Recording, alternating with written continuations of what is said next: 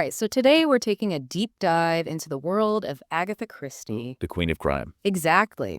I've been looking through some information about her on Goodreads, and wow, I'm ready to get into it. Yeah, she's quite a figure. She really is. I mean, just starting with the fact that she's the best-selling fiction writer of all time. It's pretty amazing. Over 2 billion copies sold. That's wild. More than double the population of the entire planet. It really makes you think, what is it about her work that just connects with so many people? For sure, and for so long.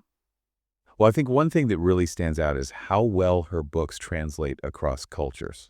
Oh, yeah, how so? Well, mystery novels aren't just about the words. It's about creating a certain mood, a sense of suspicion, and she really nails that. And to think her books have been translated into at least 103 languages. Wow, that's incredible. So I guess it's safe to say something about her work is universally appealing.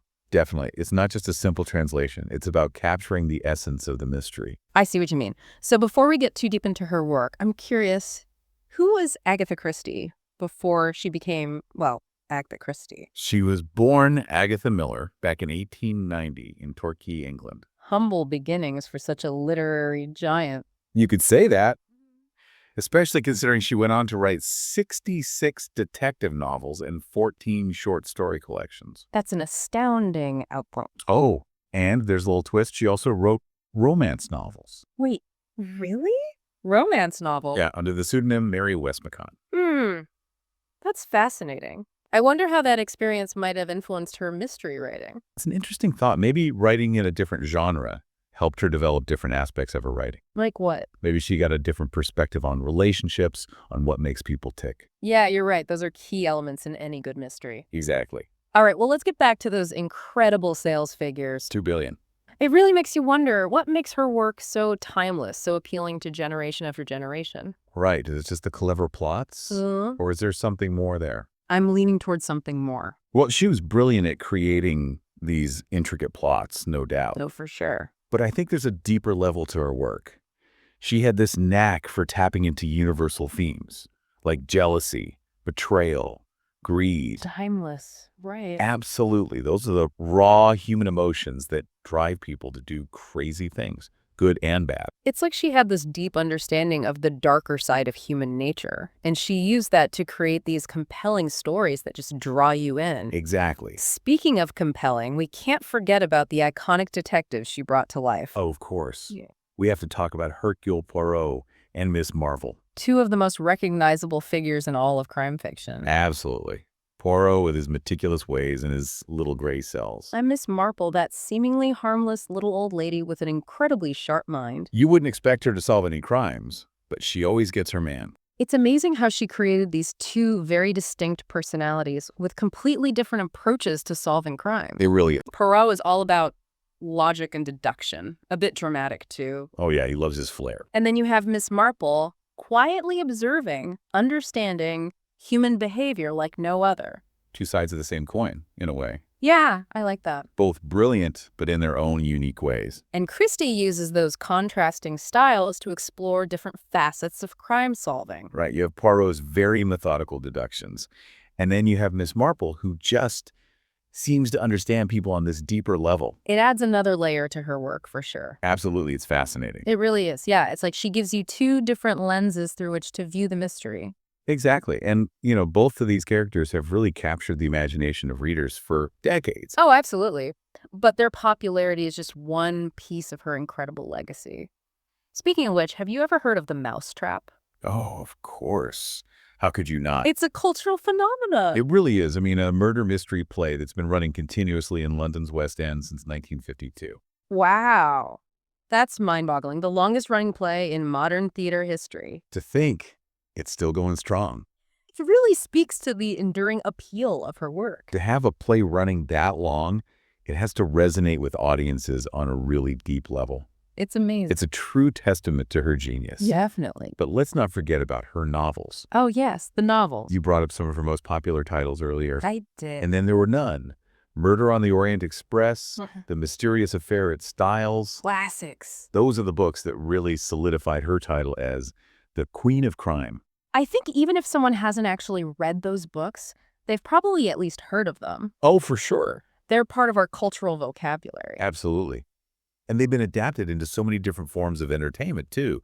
Movies, TV shows, even video games. It's incredible how her work has transcended the page. It really shows how captivating her storytelling is, how it can connect with audiences across different mediums. It's pretty remarkable. And, we were talking earlier about how her books have been translated into over 103 languages. But I also noticed on Goodreads that even her name is rendered differently depending on the language. Oh, that's right. Like, it's Agatha Christie in Polish Uh-huh. and Aloria in Russian. It's fascinating, isn't it? Yeah, it's like a visual reminder of her global reach. It really is. Her name is synonymous with mystery worldwide. But, going back to what we were discussing earlier about the enduring appeal of murder mysteries, what are your thoughts on why they continue to fascinate us so much? That's a great question. Well, I think there's something inherently satisfying about trying to solve a puzzle. Like, we're all amateur detectives at heart. Yeah, I could see that. Eager to piece together clues and unravel the mystery alongside a brilliant detective, like Poirot or Miss Marple. I think you're onto something there. Maybe it taps into our innate curiosity, our need to make sense of things, even when they're dark and disturbing. It's true. We are drawn to the unknown. And the challenge of restoring order from chaos, seeing justice prevail. That's a good point. And we can't forget about the element of surprise. Oh, the twists and turns. Agatha Christie was a master of suspense, keeping you guessing until the very last page. She was the best at that. The first time I read And Then There Were None, I was completely floored by the ending. Oh, that's a good one. I never saw it coming. That's the mark of a truly great mystery, isn't it? It really is. It keeps you on the edge of your seat, makes you question everything you think you know. Totally. But I think there's even more to it than just the thrills and the suspense. Christie's work also delves into these complex themes about human relationships, our motivations, the dark side of human nature. Right. It's not just about the murders themselves. Exactly. It's about what drives people to do the things they do. Yeah, it's like she was holding up a mirror to society in a way. Exactly. Showing us the good, the bad, and the ugly. And she did it with such skill, weaving those deeper elements into these incredibly intricate plots. She really was a master storyteller. Absolutely. And those themes, jealousy, betrayal, greed. They're just so timeless. Yeah, they resonate with readers across cultures and generations. We're all fascinated by what makes people tick, especially when it leads to such dramatic consequences. That's the heart of it, isn't it? So as we start wrapping up our deep dive into the world of Agatha Christie, what would you say are the key takeaways? Well, first of all, you can't deny her incredible productivity. 66 novels. 66 detective novels, 14 short story collections, and numerous plays. Wow, yeah, and that's not even counting the romances she wrote under a pseudonym. And then you have the global reach of her success. Over 2 billion copies sold. Translated into at least 103 languages. Those numbers are just mind-blowing. It's a testament to her universal appeal. It really is. We've covered a lot of ground today, her early life in England. A long way from Torquay to becoming a Dame Commander of the Order of the British Empire. That's right. In 1971, she was knighted for her contributions to literature. We talked about the phenomenon of the Mousetrap and the lasting impact of her work on stage and screen. And of course, we couldn't forget about Poirot and Miss Marple. Two of the most brilliant and beloved detectives in literary history. Each with their own unique methods, their own way of seeing the world. And we touched on the popularity of her most famous novels. And Then There Were None, Murder on the Orient Express, The Mysterious Affair at Styles. Classics, everyone. But as we wrap up, I'm left with this question. What is it about murder mysteries, these tales of intrigue and suspense, that keeps us coming back for more? It's a good question. Why are we so drawn to this world of disrupted order, where deduction and observation prevail? Is it the satisfaction of seeing justice served? Maybe. Or perhaps it's the intellectual challenge, the thrill of solving the puzzle alongside the detective. Whatever the reason, I think it's safe to say that Agatha Christie's work will continue to captivate readers for generations to come. I have no doubt about that. If you haven't yet experienced the magic of Agatha Christie, I highly recommend you give her work a try. You won't be disappointed. Start with one of the classics we mentioned, or pick one at random.